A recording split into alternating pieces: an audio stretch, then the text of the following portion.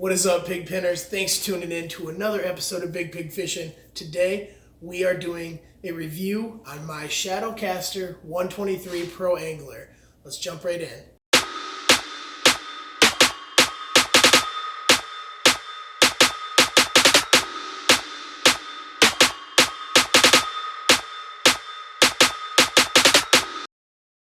Alright guys, so as you can see, I brought my kayak in from outside and put it in my man cave. I don't typically have kayaks in my house, but this is kind of a special occasion.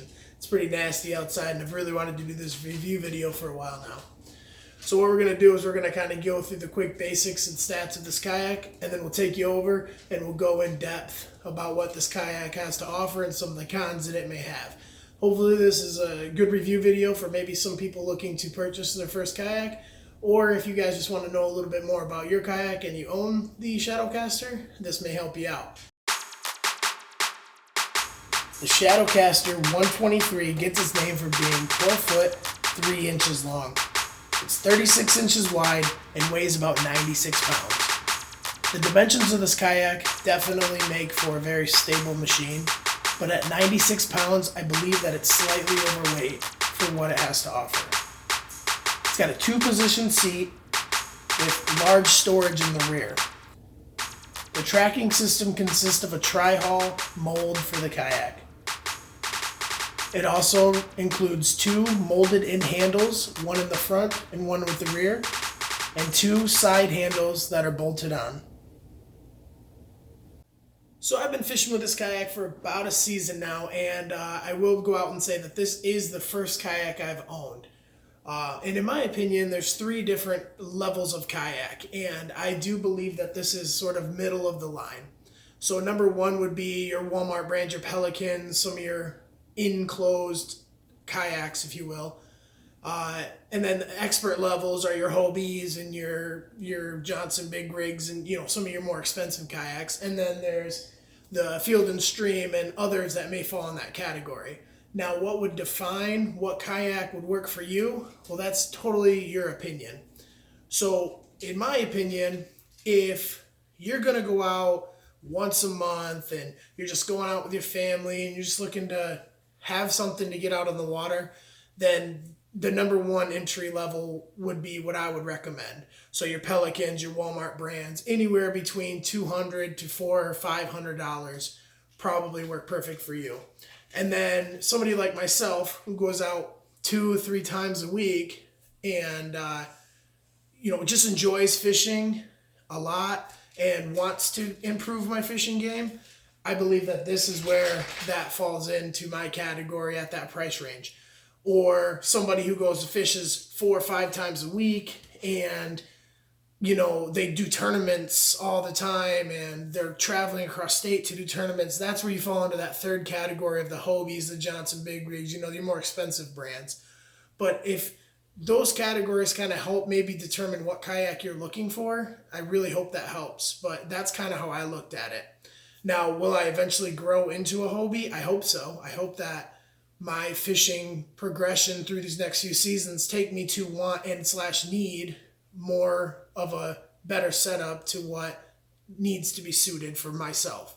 But right now, for the last season, this kayak has definitely done wonders for me. So yeah, enough rambling about that. I just wanted to maybe help some of the new people looking to buy a kayak kind of figure out what category they fall into. So now I'm going to take you off the tripod. We're going to go in depth. We're going to start at the front, kind of work our way back, and I'll talk about what the kayak has to offer, what I enjoy about it, and what I think could be improved or unnecessary. All right, so starting at the front of the kayak, like I mentioned before, this has 2 molded handles, one in the front, one in the rear. So this is the front one, nice solid handle, definitely can carry this heavy kayak with not an issue. And we'll kind of go from here, move down, and you can see the tri-hull effect that this has tracks really well through the water because of this tri-hull system. All right, moving up very quickly, we have this giant hatch here, and this is the first complaint that I have with this kayak, and it's not the hatch. I love this hinging locking top. It's very easy to open. Awesome, right? Huge open compartment storage. The issue I have, and this may be kind of hard to explain or see, But if you look down the kayak this way, you see the rails here that go all the way down. So when you put things in here, they slide all the way to the back of the kayak through there. So it's open through the whole thing. This compartment isn't blocked off by any means at all. So your little items that you have that you want to throw in there loosely, they will end up in the back of the boat, and it is very hard to get them out. But I have a solution that I'm going to implement, and I'll talk about that when we get to the back. So yeah, nice little storage, twist locks, water seal, tight, awesome. Moving over, stand-up assist strap, pretty basic, bolted in there. I weigh a lot, 280 pounds. This thing is not broke on me yet. One of the awesome features, and what I want to point out real quick, is the foot pedals, or the foot rests, if you will. So lock it one way,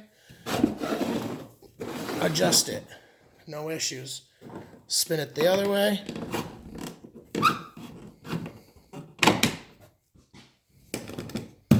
Locks it into place. It's on both sides. Awesome. Great design. The twist parts are a little floppy, kind of a cheap plastic. I am worried about that maybe not lasting as long as it should, but I really do like the design of what they did there. So big thumbs up. Then you got your standard drink holder with just a bungee strap there. Throw a bottle in there, pretty simple.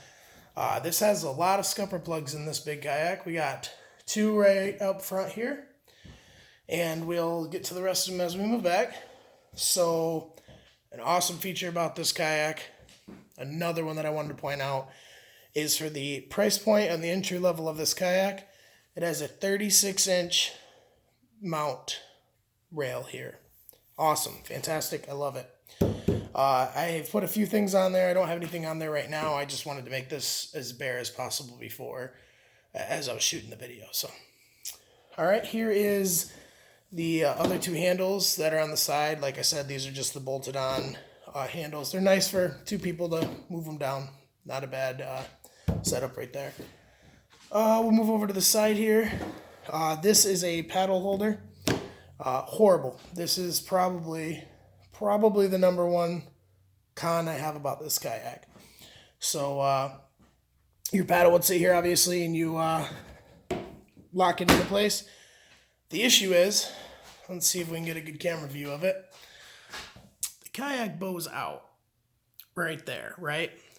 So when your paddle is sitting in here and it's running out the other way, it actually bows out here. So it doesn't sit flush like it's supposed to. So really hard to get the strap up and over your kayak or your paddle when it's bowled out so much. So I really recommend getting either a Scotty mount paddle holder or the flush mount ones or the side mount ones that they make. So huge disadvantage of this kayak. All right, next we're gonna dive into the seat here. I love this seat for the price point.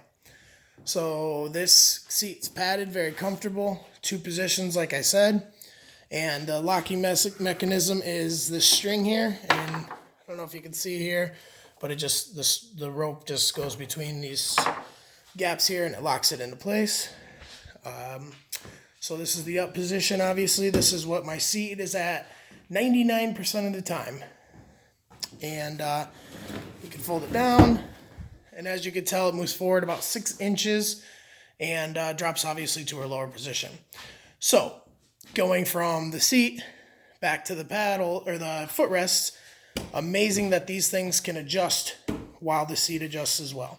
So when you are in the lower position, obviously with this kayak, the seat moves forward. Now you're going to need your footrests to move forward as well. So awesome. The issue that I have with the seat, I don't know if you can hear this. This is sandpaper. This is rough. So if you're wearing shorts or your shirt comes up in the back a little bit or whatever the case may be, this rubs and it is rough. So I am really hoping that I can find a seat cover that works for it, or, you know, it's just a pad, so maybe I can, I don't know, put a new pad on it or something. But that's another con that I would have. Very comfortable seat, but when you don't have a layer of clothing between you and that seat, it's rough. It's rough. So yeah, and then obviously your straps here adjust your seat up and down, so you can recline or not. So yep. So, and then raising the seat back up, obviously you have your 2 bungee mechanisms that just bungee onto this little eye bolt here, and you just pop these up. Pretty simple. Pull, pop it up, and your whole seat folds up, and it's out of the way, and you have a lot more space to stand up on your deck if you so choose to. Awesome. All right, moving on. We have 2 flush mount rod holders.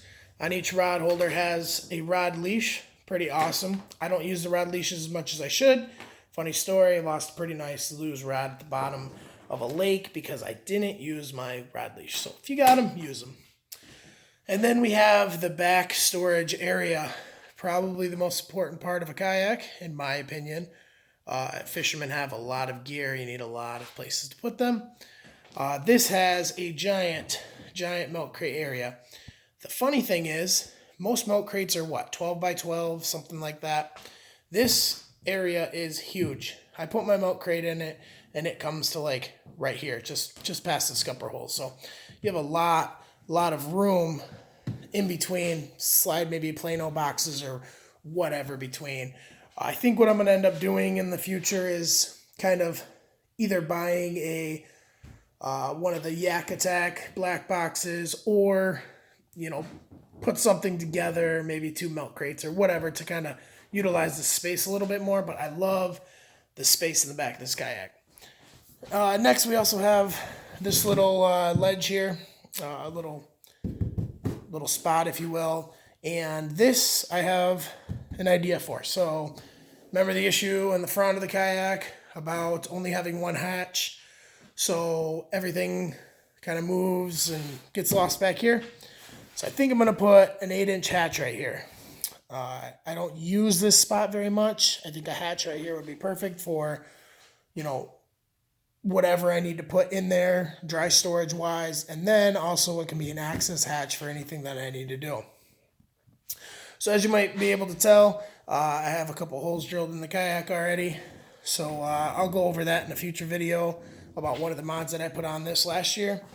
And so stay tuned for that. Moving on back, here's our last molded in handle. And then you have your drain plug right here, just a standard drain plug. With a 98-pound kayak, having to lift it up, pain in the butt. So I don't know where else you could put this, but I'm sure there's got to be somewhere or somehow it's better. But I'm not an engineer, so I don't know. Here's kind of another look at the tri-hull mold at the bottom. So yeah, all in all, fantastic kayak. I just wanted to do a quick review video on this kayak, and I hope I answered any questions. I hope that I helped anybody looking to buy a kayak. All right, guys, so that about wraps it up for the Shadowcaster review video. So like I said before, I have a lot of plans for this coming up season for this kayak, and I hope you guys would like to join and see what I'm going to do to this rig throughout the winter season here. Should be posting some videos in the next couple of months. I got a bunch of things ordered to kind of make this kayak more water worthy for myself. So if you guys like that kind of stuff and you want to follow along and see what I do to my Shadowcaster through the next few months, please hit that subscribe button below and give this video a thumbs up if it was helpful, if it in any way encouraged you to purchase a kayak and get out on the water and just have some fun. So remember, hang in there, have fun, and I'm proud of you.